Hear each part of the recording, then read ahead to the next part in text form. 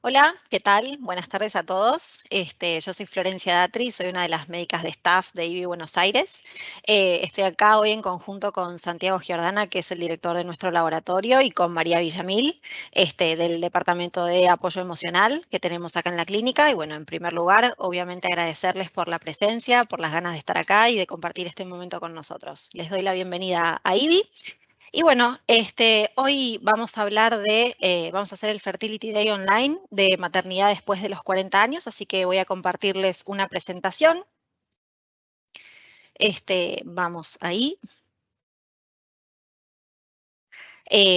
Así que bueno, primero contarles un poco de nosotros para los que hoy es la primera vez que escuchan sobre IBIRMA, contarles que el Instituto Valenciano de Infertilidad nació en los años 90 como la primera institución médica en España que se especializaba solamente en reproducción humana.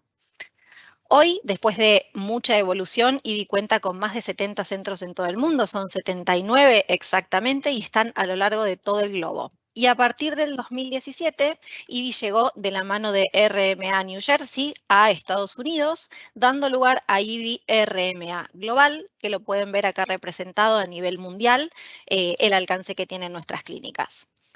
Puntualmente en IBI Buenos Aires, hoy por hoy hacemos todas las técnicas de reproducción asistida y también aquellas pruebas diagnósticas que están a disposición. Dentro de los tratamientos hacemos aquellos que son de alta complejidad y también los de baja complejidad. Trabajamos con óvulos donados y también hacemos preserva de ovocitos, conocida también como vitrificación, para aquellas mujeres que quieren posponer la maternidad a otro momento. Dentro de los test diagnósticos que tenemos disponibles, tenemos el test genético preimplantacional, del cual vamos a hablar en un ratito, el test de compatibilidad genética y el test endometrio para lo que es la ventana de implantación endometrial y el microbioma endometrial. Bien, vamos a dar comienzo ahora que nos conocen un poquito más a el tema de hoy, que es ser madre a los 40 años. ¿Cuáles son las opciones en estos casos? A modo introductorio, vamos a empezar diciendo que hay algunas cosas que tenemos que tener en cuenta porque no todos conocemos al momento de hacer una consulta. Por ejemplo, que el ser humano como especie es realmente poco fecundo. Nuestra tasa de efectividad, nuestra tasa de embarazo por ciclo que la mujer ovula de manera natural es por mes menor al 20%. Además de esto, como si esto fuera poco, la mujer nace con un número de óvulos determinado y no va a producir óvulos nuevos a lo largo de su vida, sino que va a ir utilizando los que tiene en el ovario de a poco, y de acá es de donde nace el concepto de la reserva ovárica, que es algo que tenemos y que se gasta a lo largo del tiempo y que tampoco se va a volver a producir. Obviamente que hay muchos factores que influyen sobre la capacidad de lograr un embarazo, ¿sí? Tanto en el hombre como en la mujer, y hoy nos queremos centrar en la edad de la mujer. ¿Qué factores son esos que pueden influir en la fertilidad? Tanto actores a nivel en el estilo de vida, factores genéticos, factores fisiológicos que pueden tener que ver tanto con la fisiología femenina como la masculina, enfermedades que tienen que ver con lo hormonal, la dieta, infecciones que tengamos o condiciones propias, ¿sí? Es decir, que los factores pueden ser muchísimos y es fundamental llegar a un correcto diagnóstico, a un tratamiento adecuado y en el momento adecuado. Entonces, la pregunta es, ¿cuándo debemos consultar? El tiempo recomendado para hacer una interconsulta con un especialista en fertilidad en la mujer mayor a 35 años se recomienda que sea después de 6 meses de búsqueda sin que el embarazo aparezca. ¿En qué consiste generalmente esta primera aproximación que en general nos pone nerviosos al momento de consultar?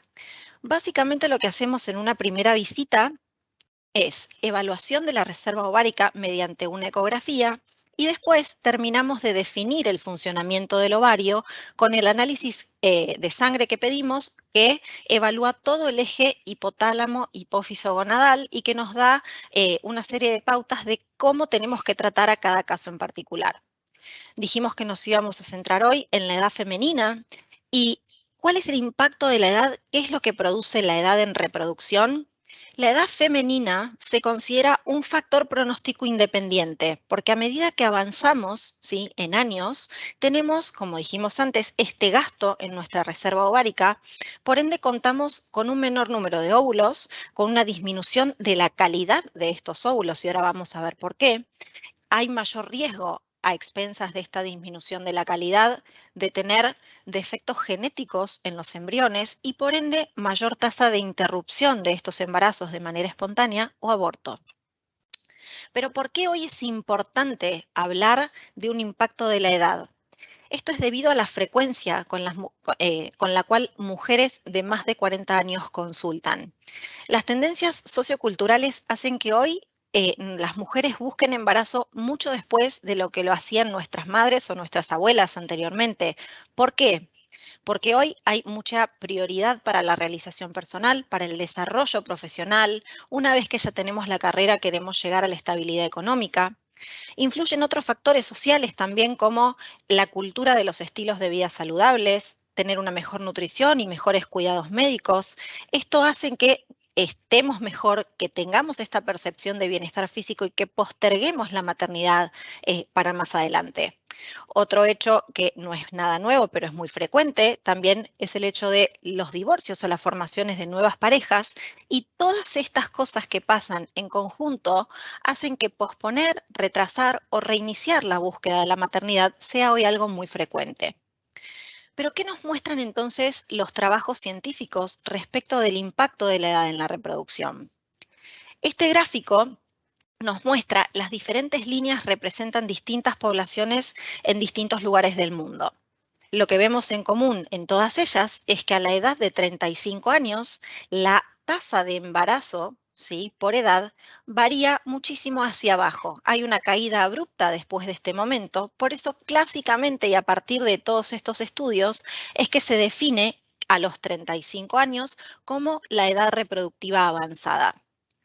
Por otro lado, este es un gráfico que parece un poco más complicado. Lo que hace este gráfico es que nosotros podamos graficar en esta línea continua negra, ¿sí?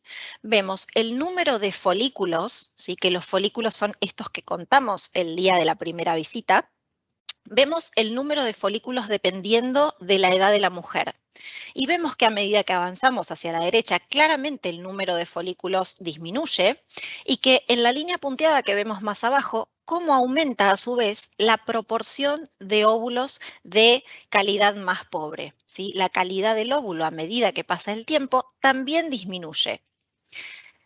Esto es un gráfico en el cual pretendo ilustrar. Acá del lado izquierdo de la pantalla podemos ver un dibujo. Esto representaría un óvulo. Vemos en el centro del óvulo unas estructuras en forma de X. Esos son los cromosomas, que son los que transmiten a nuestra descendencia la información genética. Y las líneas continuas, se llaman usos mitóticos. En los gráficos de la derecha, en rojo, esos puntos rojos representan los cromosomas y todo lo que ven en verde representan los usos mitóticos o los usos meióticos en este caso. Vemos que en los dos dibujos de arriba, los puntitos rojos están todos muy parejitos, las líneas verdes también, a diferencia de los dos gráficos de abajo en los que los puntos rojos están desordenados, están caóticos, lo mismo que las líneas verdes. La diferencia entre el grupo de arriba y el grupo de abajo, como venimos diciendo, es la edad en la que estos óvulos fueron obtenidos. Entonces, si existe mayor proporción de óvulos genéticamente anormales a medida que la edad avanza, es lógico pensar que la proporción de embriones genéticamente anormales también a medida que la edad avanza va a aumentar. Y en este gráfico también lo vemos. Este es el porcentaje de embriones genéticamente anormales o aneuploides a medida que van pasando los años, ¿sí? Entonces, dicho todo esto, parecería que uno no tiene alternativa, pero no es así. Hay algunas técnicas, la tecnología está a nuestro favor y hay algunas opciones que tenemos. Entonces, ¿cuáles son estas opciones que nosotros podemos utilizar para disminuir el riesgo y lograr el embarazo en el menor tiempo posible? Les cuento La primera de ellas es el test genético preimplantacional para screening de aneuploidías. Si abreviamos todo este nombre, nos queda la sigla PGTA, que seguramente la habrán escuchado alguna vez. Y es nuestra forma de poder estudiar el ADN de un embrión para saber cuál embrión es cromosómicamente normal, ¿sí? Se permite seleccionar aquellos embriones sanos de todo el grupo embrionario que se forma luego de un tratamiento y es una alternativa a lo que se conoce como el diagnóstico prenatal. Seguramente también habrán escuchado que hoy por hoy es muy común realizar estudios en pacientes que ya están embarazadas después de la 10ª semana, ¿sí? Son estudios que no son invasivos también y hay otros estudios invasivos que también nos permiten conocer el estatus genético de un embrión, pero una vez que la mujer ya se embarazó. Esta alternativa nos permite realizarlo en un momento mucho más precoz, sin pasar por un embarazo. Disminuye también el time to pregnancy, que es el tiempo que logramos, en el cual logramos llegar al embarazo.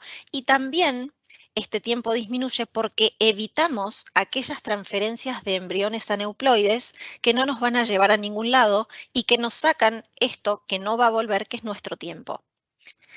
La biopsia embrionaria, acá tenemos una foto, igualmente de esto se va a ocupar Santiago en unos minutos, de contarles cómo se hace y de la técnica y demás, y de cuáles son los resultados, pero básicamente y muy cortito, yo les quiero contar que para poder hacer un diagnóstico genético preimplantacional es necesario pasar por una fecundación in vitro. La fecundación in vitro forma parte de los tratamientos de alta complejidad. Es relativamente sencillo de todas maneras. Obviamente quien quede con alguna duda después de esta explicación tan escueta va a tener su lugar en la consulta si es que lo desean para que podamos desarrollar un poco mejor estos temas. Pero básicamente una estimulación ovárica para una fecundación in vitro tiene una duración aproximada de 10 a 12 días. Consiste en aplicar una medicación hormonal, planificar una punción en la cual podamos obtener el contenido de ovocitos que los ovarios desarrollan en ese ciclo en particular, y una vez que tenemos los óvulos en el laboratorio, se procede a su fecundación. La fecundación da lugar a la formación de los embriones de los que recién hablábamos, que estos embriones son los que son pasibles de biopsiar y analizar para conocer su estatus genético antes del embarazo.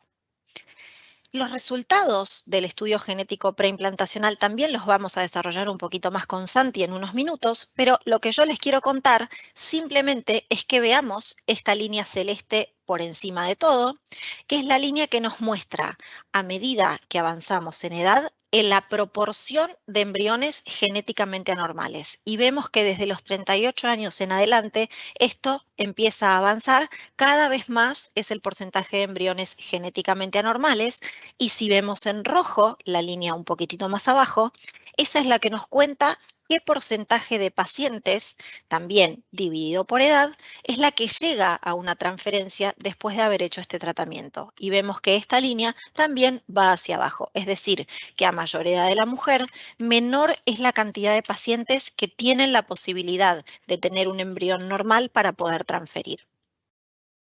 Ahora, yo les decía recién que con el diagnóstico genético reducimos el tiempo hacia el embarazo, porque también reducimos la complicación más frecuente del embarazo, que es el aborto. La pérdida natural del embarazo ocurre entre el 15 y el 25% de los casos. Y la principal causa de aborto es la causa genética, que es justamente la que estamos evitando si hiciéramos el diagnóstico genético. Entonces, en este gráfico lo que vemos es que aquellas pacientes ven en las líneas azules más cortitas un porcentaje más chiquito independientemente de la edad que tenga la paciente. Si nosotros conseguimos tener un embrión normal cromosómicamente a través de esta técnica diagnóstica, tenemos que estar seguros que vamos a disminuir nuestras chances de tener un aborto, ¿sí? Ahora, ¿qué pasa si hacemos el estudio, decidimos hacer una fecundación in vitro, decidimos hacer el diagnóstico genético y no obtenemos embriones normales utilizando esta técnica? Hoy por hoy se están estudiando técnicas para poder hacer edición genética y arreglar esos embriones a grandes rasgos, pero todavía esas técnicas no están disponibles.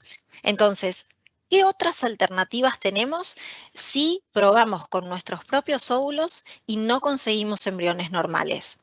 La alternativa siguiente es considerar la ovodonación, que es un tratamiento en el cual se incluye un óvulo donado por una mujer diferente a la que va a aportar la gestación.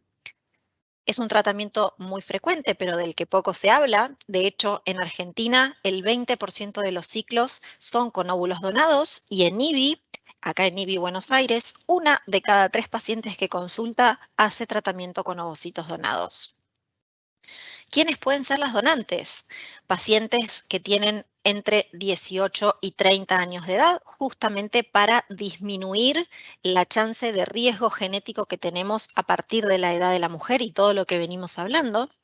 Estas pacientes tienen que tener un muy buen estado de salud psicofísico, no tienen que tener alteraciones genéticas y no tienen que tener enfermedades transmisibles, así que imagínense que para que una donante pueda ser tal, tiene que pasar por muchísimos estudios genéticos y por muchísimos estudios clínicos que estamos obviamente a cargo los médicos de IBI. ¿Y cuándo es una opción recurrir a la ovodonación? Hablábamos recién que se puede optar por esta alternativa cuando hubo fracaso en los tratamientos de fecundación in vitro, cuando somos conocedores de que portamos una alteración genética nosotros y no deseamos transmitir esa alteración a nuestra descendencia, cuando la reserva ovárica es baja o, en el tema que nos ocupa hoy, cuando la edad reproductiva se considera avanzada. Y otra de las preguntas que recibo muchas veces en la consulta, por eso se las comparto, es si trabajamos con ovocitos frescos u ovocitos vitrificados. La realidad es que en IBI Buenos Aires trabajamos con ambos porque tenemos los mismos resultados con unos o con otros. La diferencia radica en que cuando utilizamos óvulos en fresco, vamos a preparar el endometrio, es decir, el útero de la receptora, a la par que lo hacemos con la estimulación de la donante. Y en el caso de trabajar con ovocitos vitrificados, entonces estos dos procesos se dan de manera independiente. Ahora, además de esas alternativas que charlamos, ¿hay algo más que se pueda hacer? La respuesta es que siempre hay por hacer algunas cosas más.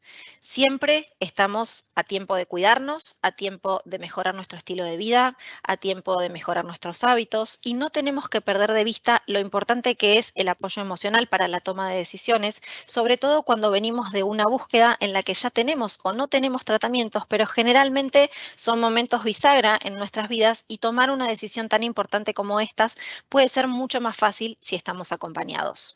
Entonces, en resumen de todo lo que hablamos, lo importante es hacer una consulta a tiempo. Si tenemos más de 35 años y hace 6 meses que buscamos embarazo y no aparece, sería hora de consultar a un especialista para hacer una evaluación de nuestra reserva ovárica, para considerar si estamos en condiciones de optar por una fecundación in vitro, si queremos hacer o no el estudio genético embrionario, si consideramos de acuerdo a nuestros antecedentes de tratamientos anteriores o no una ovodonación y prestar atención a nuestro estilo de vida.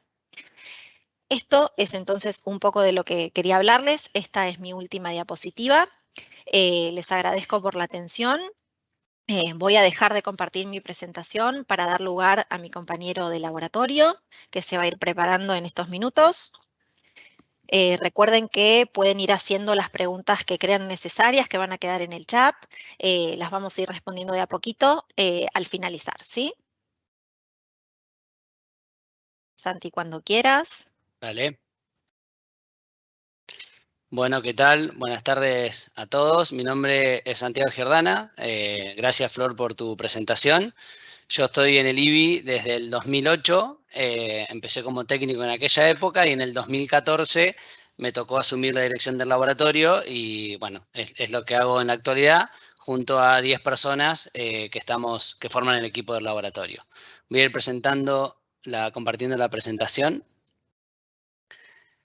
Ahí ya se ve.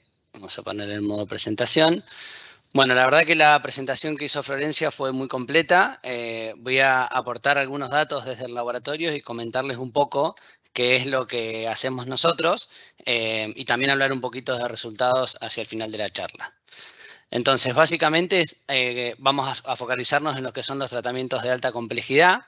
El objetivo final de estos tratamientos es unir una gameta masculina, el espermatozoide, con una gameta femenina, el óvulo. Este óvulo, como ya dijo Florencia, puede ser un óvulo propio o puede ser también con un óvulo donado. Vamos a unir estas dos células para que se produzca una correcta fecundación. Vamos a dejar los embriones en cultivo hasta el quinto o sexto día de desarrollo para lograr llevarnos un recién nacido vivo sano a casa. Dentro del grupo de alta complejidad, seguramente han escuchado hablar de dos grandes técnicas. Una es lo que se llama la fecundación in vitro o el FIV, que es la técnica más convencional, que si bien pertenece al grupo de alta complejidad, operativamente es una técnica bastante sencilla de realizar dentro del laboratorio y la más utilizada en el día de hoy, es la que utilizamos aquí en IBI Buenos Aires, es la inyección intracitoplasmática de espermatozoides. Brevemente les voy a comentar de qué se trata el FIV. Luego de la punción, o sea, una vez que obtenemos los ovocitos, así como los obtenemos, los vamos a poner en contacto con una determinada cantidad de espermatozoides, los vamos a dejar en un medio de cultivo durante toda la noche y vamos a intentar que los espermatozoides y los óvulos se encuentren de la forma un poco más natural, entre comillas, ¿no? Es decir, que el encuentro se produzca entre ellos dos sin demasiada intervención por parte de los embriólogos. Si esto ocurre, bueno, el otro día vamos a ver la fecundación y luego el desarrollo embrionario y de ahí en adelante, como comenté en el slide anterior. En cambio, el ICSI ya es un poquito más complejo. Cuando vamos al ICSI, lo que tenemos que hacer nosotros es limpiar a los ovocitos, es decir, tenemos que quedarnos con un ovocito desnudo, le vamos a sacar toda una capa de células con las cuales sale rodeada directamente del folículo, y en esta foto les voy a comentar un poco qué es lo que nosotros vemos del ovocito. Lo que tenemos acá, lo que está rodeando es, al ovocito es la zona pelúcida, es una zona que va a estar como protección y también tiene otras funciones que no son del tema de hoy. También vamos a encontrar el corpúsculo polar y este corpúsculo polar es lo que a nosotros nos va a indicar si el ovocito está maduro o no. Esto lo comento un poco también porque muchas veces vemos que en una punción, cuando se trabaja con ovocitos propios, luego de la punción el médico dice sacamos 8, 10 ovocitos, lo que sea, y después cuando nosotros vamos a utilizar los ovocitos para microinyectar, en vez de tener 8 como sacamos, los vamos a llamar y decimos, miren, había 5 o 6 ovocitos más duros. ¿Qué significa esto? Bueno, que los ovocitos más duros son los que potencialmente pueden ser fecundados, digamos. Todo lo que es inmaduro lo vamos a descartar. ¿Y cómo lo vemos? Viendo el corpúsculo polar. Una vez que tenemos los ovocitos, por otro lado vamos a tener la muestra de semen, que también puede ser la pareja o tranquilamente puede ser semen donado. Y vamos a hacer lo que llamamos el ICSI, con esta pipeta que está a la izquierda. Vamos a sujetar fuertemente el ovocito y con la pipeta de la derecha, que es muy finita, vamos a pinchar y vamos a introducir el espermatozoide dentro del ovocito y lo vamos a dejar depositado ahí adentro. Es decir, que en esta técnica es un poquito más invasiva, pero nos estamos asegurando de que el espermatozoide realmente está dentro. Luego de aquí en adelante, como dijimos al principio, el otro día vamos a observar la fecundación. Los ovocitos que estén fecundados correctamente van a seguir en cultivo hacia el sexto o quinto día de desarrollo y los que no hayan fecundado los vamos a descartar. Cuando analizamos por grupo de edad las tasas de fecundación, en mujeres por encima de 40 años, la tasa de fecundación está entre 70 y 75%. Es decir, que cada 100 ovocitos, 7 nos van a fecundar, entre 70 y 75 van a fecundar. Si estos números los vemos en ovocitos de donantes, la tasa de fecundación asciende a un poquito por arriba del 80%. Entonces, no me voy a meter demasiado con las indicaciones porque ya Florencia dio una introducción bastante acertada. Básicamente decirles que si trabajamos con óvulos propios, la principal indicación que van a recibir va a ser el estudio genético y además podemos agregar una segunda técnica que es la selección de embriones por time-lapse, que un poquito más adelante les voy a explicar de qué se trata.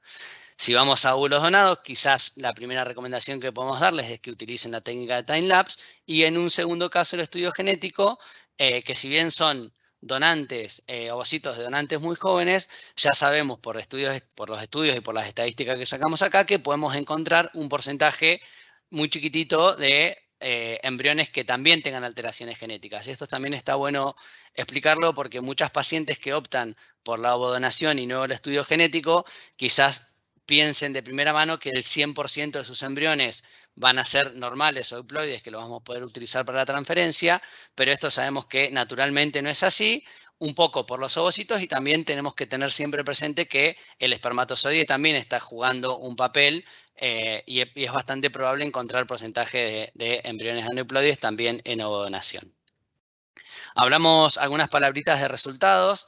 En este gráfico lo que intento mostrarles es cómo son las tasas de implantación para para distintos grupos de edades, utilizando óvulos propios u óvulos donados.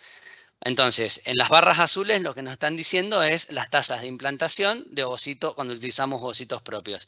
Y en naranja vamos a ver las tasas de implantación cuando utilizamos ovocitos donados.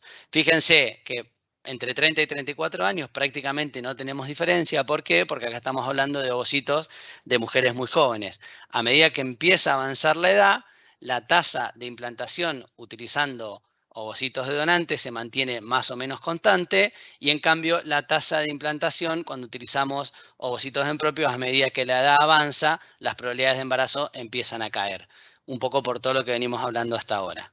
Si lo miramos desde el otro lado, es decir, si vamos a las tasas de aborto, bueno, tenemos en mujeres jóvenes la tasa de aborto más o menos está cercana al 15%, y a medida que empieza a aumentar la edad, fíjense que la tasa de aborto de una vez producida la implantación, cuando utilizamos ovocitos propios, va aumentando a medida que aumenta la edad, y cuando utilizamos ovocitos donados queda cercana al 10%, que es la tasa esperada para ovocitos de edad de donante. Mantengamos la calma, no matemos al mensajero, solamente estoy transmitiendo lo que nosotros vemos en el laboratorio, un poco para que entendamos con qué realidad nos vamos a encontrar el día que hagamos los tratamientos. Bueno, vamos a hablar un poquito de esto que comentó Flor, de qué se trata la biopsia embrionaria. Para cuando una mujer, una pareja decide hacer el estudio genético de sus embriones, lo que vamos a hacer es un ICSI, como ya les comenté, vamos a observar la fecundación, y cuando los embriones estén por el quinto o sexto día de desarrollo, vamos a sacarle un pedacito de las células del trofoblasto, que son las células que están por afuera. Esas células son representativas de toda la genética del embrión. O sea que nosotros tranquilamente, sin dañar al embrión, sin alterar prácticamente su tasa de implantación, su potencial de implantación, vamos a poder saber cuál es la condición genética de todo el embrión. Esto puesto en fotos, acá tenemos un embrión de un blastocito, se llama en este estadio, ya lo podemos hablar de blastocitos. Está bien sujeto siempre a la izquierda, lo sujetamos, y a la derecha es una pipeta de biopsia. Le vamos a dar unos puntos de láser. De a poquito vamos a ir metiendo células del trofoectodermo dentro de esta pipeta. Vamos a realizar un corte y finalmente, como muestra la fotografía ahí, nos vamos a quedar con el fragmento de biopsia. El embrión, una vez que termine la biopsia, lo vamos a congelar, lo vamos a dejar vitrificado, y lo que nosotros vamos a mandar a estudiar es el fragmento de la biopsia. Una vez que obtenemos el resultado, ya sabemos a qué fragmento corresponde de cada embrión, y ahí vamos a tener el resultado genético de todo el embrión. Pero a nosotros como embriólogos nos cuesta, a veces tenemos que hablar con los pacientes y les contamos esto de hay aneuploidía, no hay aneuploidía, tenemos un cromosoma de más, un cromosoma de menos. Entonces voy a tratar de explicarle de forma muy simple qué es lo que ocurre con los ovocitos a partir de una determinada edad. Florencia lo mostró con una foto que está bastante interesante. Voy a tratar de mostrarlos con unos dibujitos para que intenten comprender de dónde viene. Acá tenemos una célula que tiene dos pares de cromosomas. Las células sexuales, o sea, los ovocitos, tienen que reducir su material genético porque piensen que la mitad del material genético viene del hombre y la otra mitad genética viene del óvulo. Entonces, necesariamente tenemos que reducir esta cantidad de cromosomas.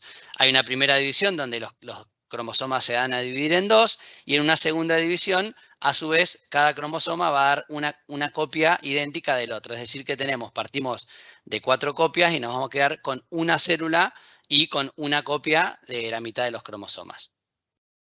¿Qué pasa? ¿Cuáles son las situaciones que pasan en ovocitos a partir de determinada edad? Que estas divisiones celulares, estas divisiones de los cromosomas empiezan a fallar. Entonces, una primera falla la podemos tener en la primera división. En vez de que los dos pares de cromosomas vayan uno para cada célula, van a ir los dos cromosomas hacia un mismo lado. Entonces, me va a dar un grupo de células que no voy a tener directamente cromosomas, es decir, que ahí voy a tener una faltante o una monosomía, y voy a tener otro grupo de células que en vez de tener una sola copia va a tener dos copias. Si a esto le sumamos la copia que viene del espermatozoide, vamos a generar una trisomía en el caso que se una a una célula que ya tenía dos cromosomas, o una monosomía en el caso que venga de un óvulo que no tenía cromosomas, o sea que la división no había ganado nada. Ahora, esto en la segunda división también podemos tener una falla, es decir, que en la primera los pares de cromosomas se dividieron perfectamente, pero ahora la falla va a aparecer en el segundo. Entonces, acá nos vamos a encontrar finalmente que tenemos una célula con dos juegos de cromosoma, cuando en realidad debería tener una, y otra célula que no va a tener cromosomas. Si le sumamos el espermatozoide, vamos a obtener también una trisomía y acá una monosomía. Según dónde falle, y después podemos tener, o sea, si encontramos células normales, podemos tener la normalidad, ¿no? Bueno, según con dónde esté la falla de estas divisiones celulares, es con el resultado que nos vamos a encontrar. Entonces, uno que espera tener en un embrión, bueno, un cariotipo normal donde vemos que tenemos dos cromosomas del 1, dos cromosomas del 2, dos cromosomas del 3 y así sucesivamente.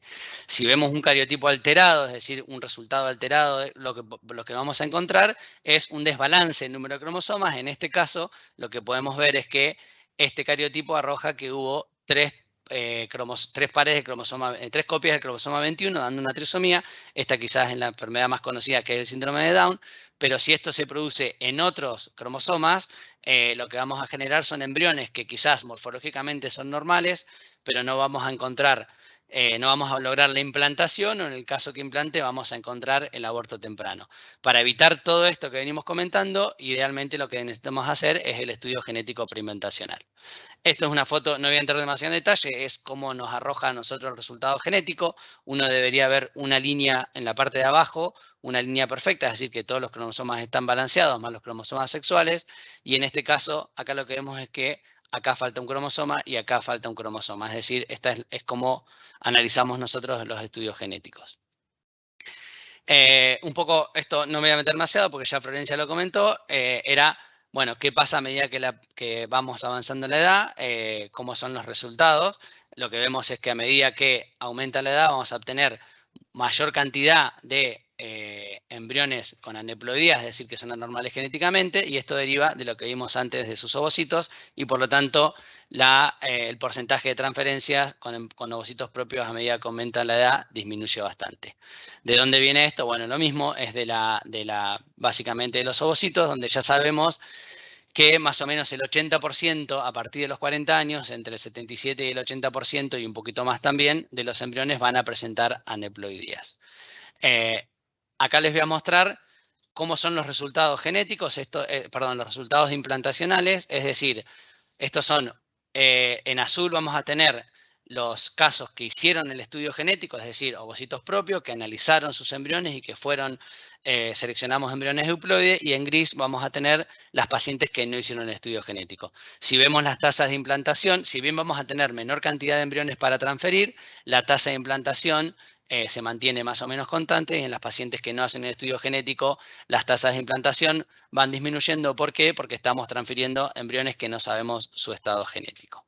Lo mismo con la tasa de aborto, esto ya lo explicó perfectamente Florencia, con lo cual voy a pasar de largo.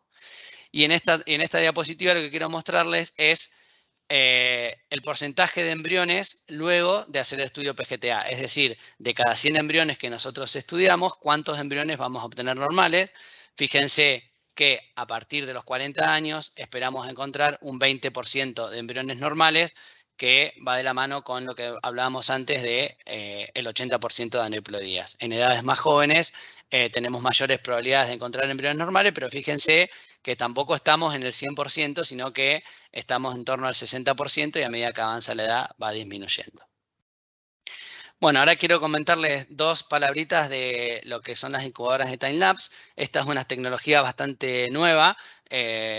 como siempre, en IBI fuimos los primeros en contar con esta tecnología aquí en Argentina, y a nivel mundial el grupo IBI fue el primero en tener contacto con estos incubadores y poder desarrollar algoritmos de selección embrionaria. Básicamente es un incubador normal que va a incorporar una cámara de foto. Entonces nosotros al momento de seleccionar los embriones ya no solamente vamos a ver una foto del embrión, es decir, la última cuando lo sacamos del incubador, sino que podemos ver todos los eventos de división embrionaria que van ocurriendo en el medio. Entonces empezamos a hablar ya de una cinética del embrión, no solamente la morfología, sino cómo llegó el embrión a obtener esa morfología. Esto se puede hacer un monitoreo en red, es decir, que nosotros podemos estar en nuestra casa mirando los embriones, y en un futuro, en realidad, ya está pasando con algunos aparatos, todavía no lo tenemos, pero pronto lo vamos a tener.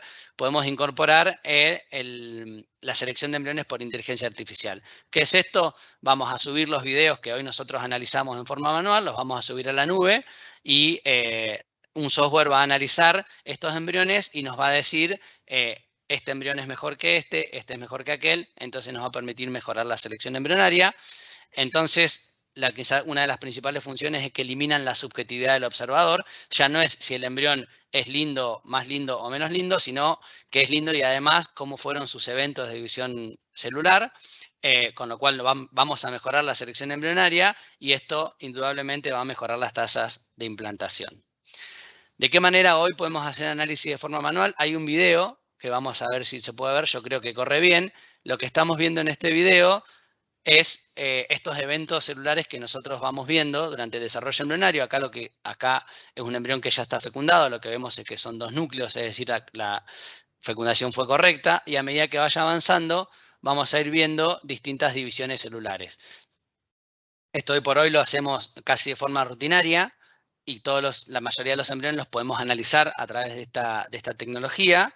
Entonces vamos a ver de principio a fin todos los eventos. ¿Y cómo los vamos a ir marcando? Bueno, a medida que ocurran los distintos eventos de división, nosotros con un software vamos a marcar en qué horario se produjo, por ejemplo, la primera división, la segunda división y así en adelante, y de esta forma vamos a poder seleccionar a los embriones con mejor cinética, que tienen mejor potencial de implantación. Ya hay un montón de estudios que, además de las imágenes en time-lapse, por inteligencia artificial para seleccionar embriones, están empezando a predecir el estado genético de esos embriones sin necesidad de tener que hacer una biopsia. Pero estamos hablando de que esto en Argentina va a llegar de acá a algunos años, todavía no lo tenemos. De nuevo, mantengan la calma, nosotros estamos acá para ayudarlos y decirles muchas gracias y que persigan sus sueños, que se pueden hacer realidad. Todo por ahora. Voy a dejar de compartir la presentación y doy lugar a mi compañera María, que les va a hablar de la parte psicológica.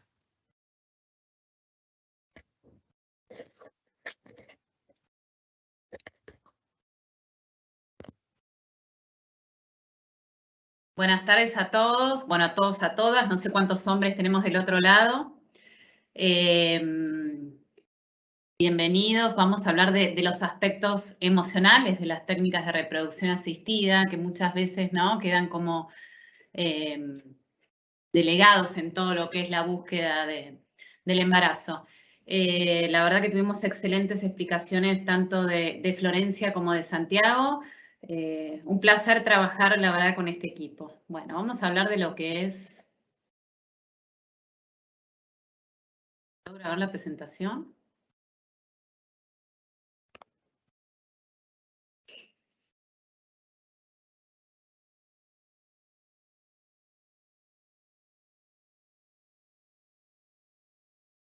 Esperen un segundito, que estamos... A ver. Vamos a volver a compartir, ¿eh?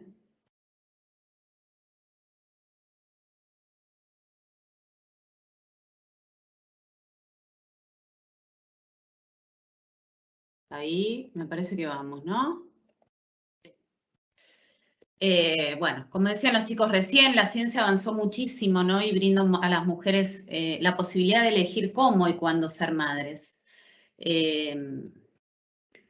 Y tenemos una sociedad mucho más aperturista, ¿no? Vemos un empoderamiento de la mujer, las mujeres empiezan a cuestionarse esto de cuándo, cómo elegir ¿no? Cuándo y cómo ser mamás, y muchas veces postergan la maternidad, ¿no? Y nos encontramos con muchísimas mujeres de 40 años que tienen el deseo de ser mamá. Hubo muchos avances en la ciencia y al mismo tiempo muchos cambios sociales, ¿no? Uno llevó al otro y el otro llevó a uno, claramente. Comenzando por los métodos anticonceptivos, donde hubo mucha mayor libertad sexual, menores riesgos para la salud, mayor capacidad de elección de pareja y esta posibilidad de tener relaciones sexuales solo por placer, ¿no? Estos cambios sociales dieron la posibilidad a las mujeres de retrasar la maternidad y hubo mayor necesidad también de recurrir a la medicina reproductiva. ¿Cuáles son los principales motivos por los cuales las mujeres postergan la maternidad, ¿no? Bueno, hace poquito justo hicimos una encuesta con nuestras pacientes que decidieron preservar sus óvulos durante la pandemia y tuvimos estos resultados que en realidad el principal motivo era no encontrar la pareja correcta, digamos, la pareja ideal. Muchas contestaban que no era el motivo, que no es el momento para ser madres, pero sí lo piensan como algo para futuro. Y otras también que no sabían si querían ser mamás, pero sabían lo que implicaba la edad a la hora de la reproducción. Y muchas otras contestaban esto de postergarla por un tema de desarrollo personal. Como contaban los chicos recién, tenemos distintos tipos de tratamientos, ¿no? Y me parece que es muy importante también dar explicación e información desde lo que es la psicoeducación, ¿no? Desde todo lo que es el impacto psicológico que este tipo de tratamientos implica. Esto también de generar expectativas realistas y aceptar el tipo de tratamiento que cada uno va a realizar. Cuando hablamos de lo que es la medicina reproductiva, hacemos mucho hincapié en esto de los circuitos multidisciplinarios, ¿no? que tienen que tener las clínicas de reproducción. Esto de lo que es la atención integral para todos los pacientes, ¿no? Esto de confrontarse con la necesidad de tener en cuenta la vivencia de los pacientes, la vivencia del equipo, ¿no? De la problemática del paciente. ¿Qué pasa cuando una persona quiere tener un hijo y no puede concebirlo de manera natural, ¿no? Es una experiencia muy inquietante, es una enfermedad invisible. ¿Por qué? Porque nadie ve, ¿no? Toda esta problemática y nadie puede sentirlo realmente como lo vive uno y genera altísimos niveles de estrés y ansiedad. La llegada del diagnóstico, esto de querer embarazarse y no poder, implica muchísimo sufrimiento emocional. Este deseo se vive de forma diferente, ¿no? Nos educaron de manera, había que cuidarse, digamos. Toda la parte más preventiva en lo que es la reproducción es cómo nos cuidamos para no embarazarnos. Entonces la mayoría de las pacientes que llegan a la consulta dice, yo no sabía que iba a suceder esto a los 40 años, me habían enseñado que tenía relaciones una vez y me embarazaba y no que no era tan fácil concebir un embarazo, ¿no? Se hacen muchos esfuerzos, se pone empeño, ganas y el embarazo aún así no llega. Y ahí es cuando empiezan a aparecer las primeras complicaciones a nivel emocional. ¿Qué se siente cuando se recibe un diagnóstico, ¿no? De esta índole? ¿Qué se siente cuando a uno le dicen, bueno, no podés concebir de manera natural, ¿no? Cómo implica a nivel personal, ¿no? Social, esto de tener que acudir a una clínica de reproducción asistida. Implica directo, ¿no? De lleno al autoconcepto. Tiene que ver con esto del concepto de sexualidad, de autoestima, de sentimiento como mujer-hombre, ¿no? El reconocimiento, expectativas, fantasías, todo está relacionado a la seguridad, ¿no? Y aparece mucho este concepto de falla, ¿no? La sensación de falla cuando uno no puede concebir de manera natural. ¿Se puede desarrollar desajustes emocionales? Sí, claro que sí, ¿no? Y es muy interesante esto de poder poner en funcionamiento estrategias para afrontar esa ansiedad, estrés, síntomas de tristeza, de angustia que pueden surgir durante la búsqueda de este embarazo. ¿Por qué hablamos de esto? Porque sí, cuando uno recibe el diagnóstico de infertilidad, no me gusta usar la palabra infertilidad, pero bueno, técnicamente es la que debe usar, pero cuando uno tiene algún tipo de desafío reproductivo impacta en todos los niveles de la persona, no solamente el emocional, bueno, no solamente el físico médico, sino social, emocional, intelectual y ocupacional. Todas las áreas quedan afectadas de la persona. ¿Qué pasa con lo social? ¿No? ¿Qué siente la persona que está buscando y no puede concebir? ¿No? Hay mucha presión social, mucho de esto de para cuando están buscando, van a tener hijos, qué es lo que esperan, relájense, dicen que cuando uno se relaja uno se queda embarazada, ¿no? Como si todo lo que es lo médico y los diagnósticos no existieran, ¿no? Uno queda expuesto frente a los demás, porque bueno, no llega el embarazo y no llega el hijo, y se vive con muchísima soledad. Es muy difícil que el entorno social comprenda realmente lo que uno está viviendo. ¿Qué pasa en lo emocional? ¿No? Recibir el diagnóstico implica un estado de shock y genera cierto desequilibrio en los pacientes, ¿no? Esta crisis emocional, que obviamente nada, está causada por cuestiones biológicas que implica perder el control sobre la situación, ¿no? Y además que no va a tener que ver con uno y va a depender de terceros, que a veces ni siquiera tiene que ver con los mismos médicos, ¿no? ¿Y qué sucede? Frente al diagnóstico, uno debe realizar un duelo, ¿no? ¿Y cuál es el principal duelo? Es el duelo que hay que realizar frente a no poder embarazarse de manera natural. ¿Cuáles son las emociones más comunes que vivencian nuestras pacientes cuando vienen a la consulta, ¿no? La consulta psicológica, muchas veces los médicos y las médicas lo ven en la consulta, por eso utilizan la derivación para la consulta psicológica. La ansiedad es una de las primordiales, ¿no? El miedo a no poder lograr el embarazo, miedo a no poder lograr tener un hijo nunca, la rabia, ¿por qué me pasa a mí? ¿Por qué el resto se embaraza y yo no? El enojo, ¿no? Mucho enojo frente a la situación. La culpa muchas veces aparece hacia el otro miembro de la pareja. La soledad a nivel social, ya lo dijimos, se vive con mucha soledad, esto de querer concebir y no encontrar personas que puedan entender el dolor que implica no poderlo hacer de manera natural o no poder tener el resultado en el momento que uno quiera. Envidia también, ¿no? Es normal, yo siempre digo, la envidia habla del dolor que uno está teniendo, son emociones que todos tenemos y está bueno también habilitarlas y hacerlas visibles, ¿no? Envidia, sí. Mi amiga se embarazó y me genera mucha envidia, bueno, sí, es normal, ¿no? No quiere decir que uno no desee ese embarazo para esa amiga, pero bueno, esas cosas suceden, ¿no? La tristeza, obviamente, por no poder concebir cuando uno lo espera, angustia. ¿Qué sucede también en reproducción asistida? Yo siempre le digo a mis pacientes que cuando uno camina por la clínica, arriba de cada puerta ve el cartel que dice incertidumbre, por más de que tenemos excelentes resultados, y cada día hay técnicas más específicas y mejores, ¿no?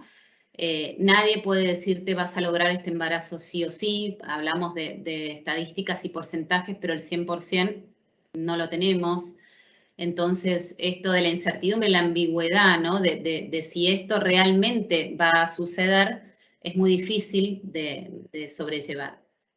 Hay que tomar decisiones todo el tiempo, se escapa el control sobre la situación, y esto de estar cambiando constantemente la rutina y los planes de vida, ¿no? Pasa a ser el monotema de los pacientes.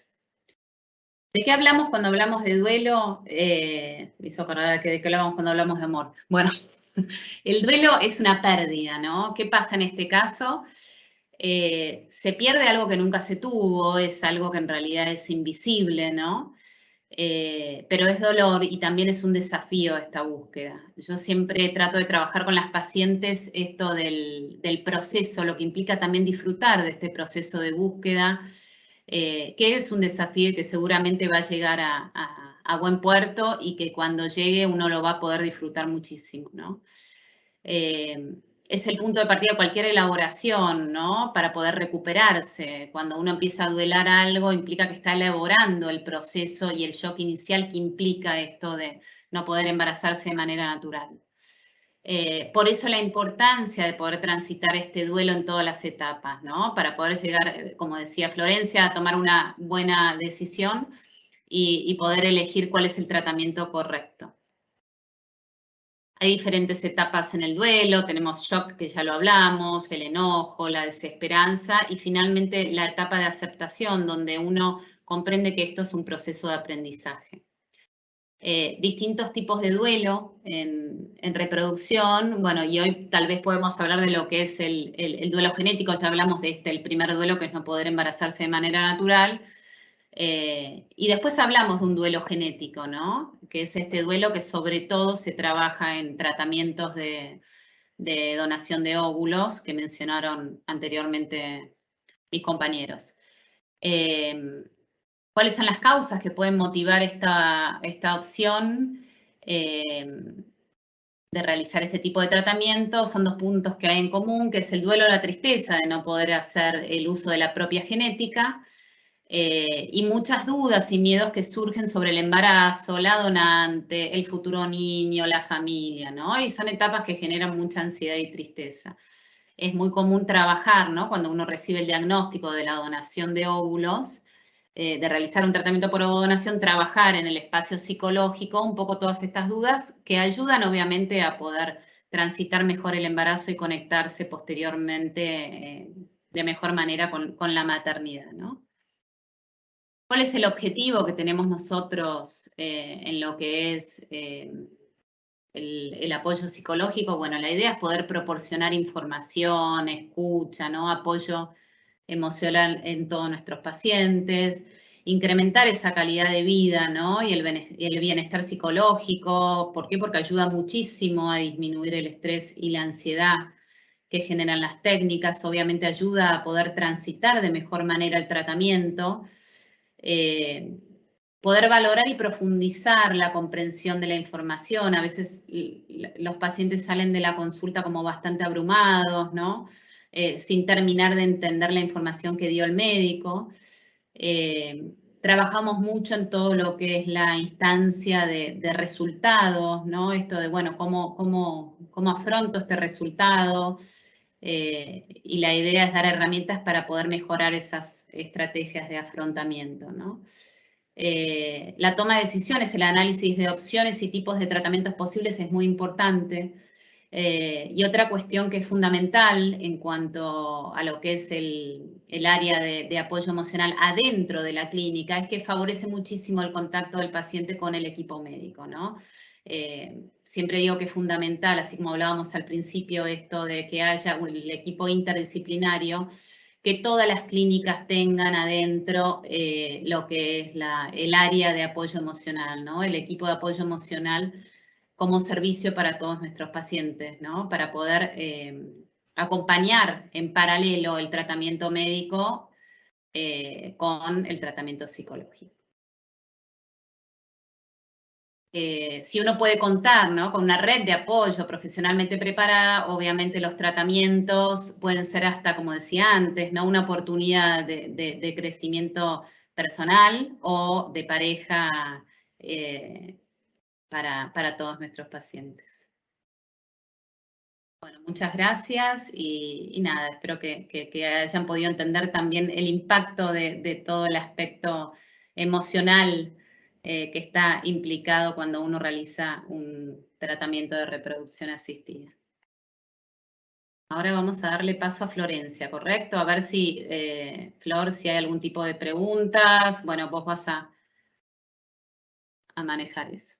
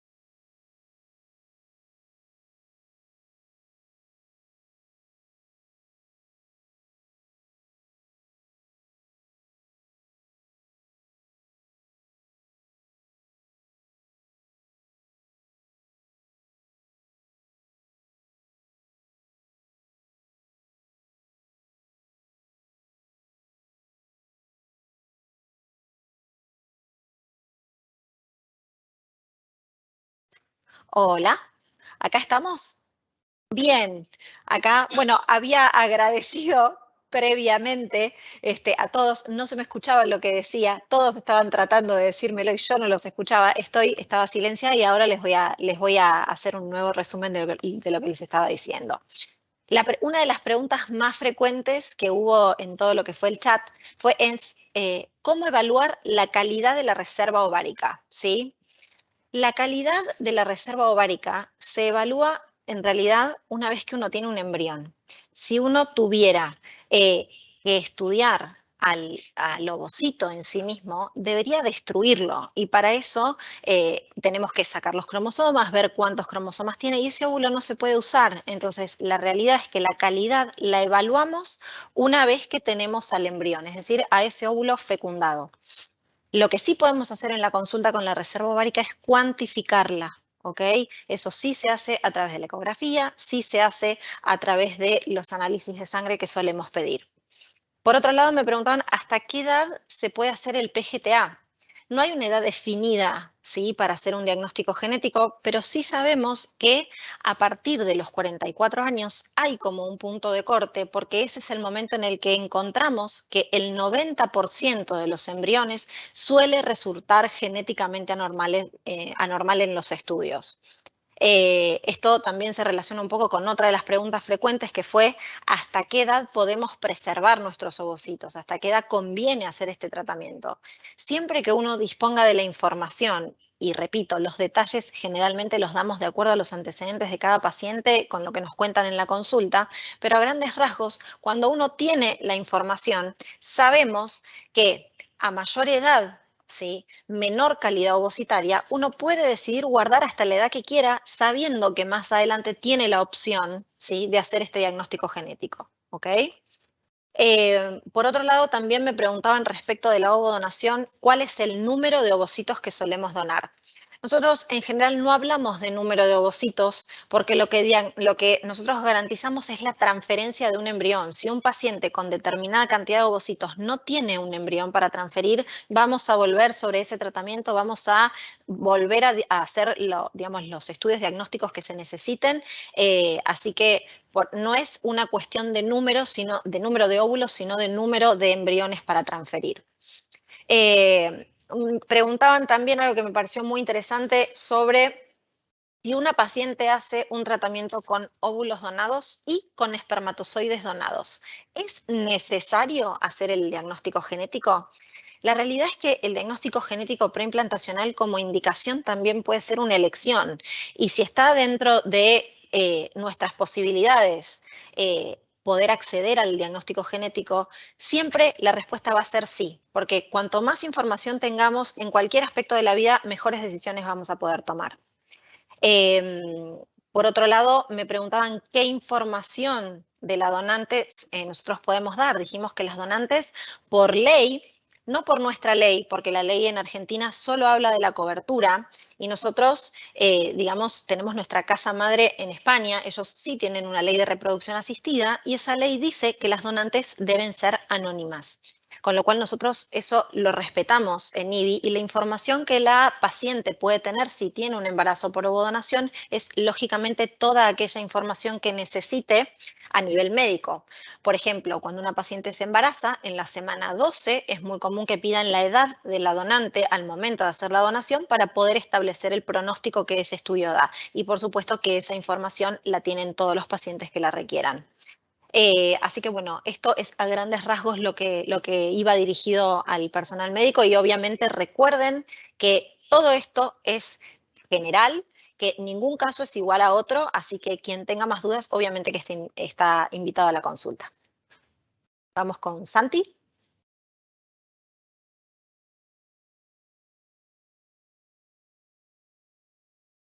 Bueno, voy a responder algunos de las preguntas que encontré acá para el laboratorio. Me preguntan si es lo mismo hacer un... A ver. ¿Se me escucha ahí? Sí. Me preguntan si es lo mismo hacer, si podemos hacer un estudio genético de los embriones que ya están congelados. A ver, la respuesta es que si uno quisiera estudiar estos embriones, puede hacerlo, pero tiene un costo para los embriones. Nosotros, como les comentaba, para hacer la biopsia, nosotros una vez que tenemos el embrión en 5.º día, lo vamos a biopsiar. Este embrión después lo vamos a congelar y lo vamos recién a volver a descongelar en el momento de la transferencia. Si tuviéramos que hacer una biopsia de un embrión que está congelado, bueno, obviamente tenemos que descongelarlo, biopsiarlo, volverlo a congelar y después de congelarlo en caso que haya que hacer la transferencia. Entonces, si uno lee la bibliografía en los trabajos que están publicados, hay de todo. Algunos trabajos que recomiendan que sí, que se puede hacer sin ningún problema, y hay otros que dicen que se pone en compromiso el embrión. Yo creo que las dos respuestas son acertadas. Lo que uno debería hacer es estudiar cada caso particular, ver la calidad del embrión, cuántos embriones tienes, cuántas transferencias pasaron, la edad de las pacientes. Me parece que no es una respuesta para responder sí o no, sino que deberíamos, junto con el médico y con el laboratorio, hacer un análisis más integral y poder dar una respuesta más concreta. Otra pregunta que hicieron por ahí es si no entendí mal la pregunta, si todos los óvulos de las donantes son iguales. Nosotros desde el laboratorio lo que vemos es la calidad morfológica del ovocito. Es decir, una vez que hicimos la punción, vamos a desnudar ese ovocito como les mostré hoy y vamos a ver la morfología de este ovocito. Todos los ovocitos que presenten dismorfismo, es decir, que sean un poquito más feos, o menos lindos, los vamos a descartar, no los vamos a congelar, no los vamos a utilizar. Y ovocitos de buena y mala calidad vemos en toda la población y en todas las donantes, pero nosotros hacemos una selección bastante estricta y nos vamos a quedar con los ovocitos que tengan mejor morfología. Otra pregunta que me hicieron es respecto a si el ICSI es invasivo y es la tasa de éxito. Cuando me refería que era un poco más invasivo, es que nosotros necesariamente tenemos que pinchar el óvulo y dejar el espermatozoide adentro. Ese acto o esa invasión no genera ningún daño para el ovocito ni luego para los embriones, y si evaluamos calidad de éxito es muchísimo más exitoso el ICSI que el FIB. Simplemente porque nosotros nos estamos asegurando que dejamos el espermatozoide adentro. En cambio, cuando hacemos el FIB, nosotros juntamos las dos gametas, pero la fecundación se tiene que producir, o sea, el espermatozoide tiene que tomarse el trabajo de ingresar al óvulo, y en todos esos pasos la tasa de fecundación termina siendo más baja. Estamos hablando de una fecundación cercana al 75%, 80% en donantes, y cuando hablamos de FIB hablamos de una fecundación que llega a 60-65%. Es decir que vamos a optimizar mucho más el uso de los ovocitos haciendo la técnica de ICSI que la técnica de FIB. Y después otra pregunta que hacían es si las tasas de implantación son comparables cuando hacemos ovodón con PGTA. Si uno mira el resultado, bueno, podría decir que son comparables, las dos están cercanas al 60%. Lo que pasa es que son situaciones distintas. Una, estamos utilizando óvulos de donantes jóvenes que no son estudiadas, y en el otro caso, vamos a estudiar. Vamos a poner embriones que son euploides, genéticamente normales. Si uno piensa solamente en la genética del embrión, bueno, sí, da igual que venga de un ovocito donado, de un ovocito propio. En el caso de las donantes tenemos muchas más chances de que ese ovocito sea normal, y en el caso del estudio genético tenemos que hacer estudio para asegurarnos que son normales. Los resultados que yo presenté cuando hacemos PGTA son estudios que sabemos que son normales genéticamente. Bueno, espero poder haber sido claro. Agradezco la presencia de todos, y si surge alguna otra pregunta del laboratorio después la podemos contestar, pero ahora le voy a dar paso a mi compañera María, que hay algunas preguntas para ella también.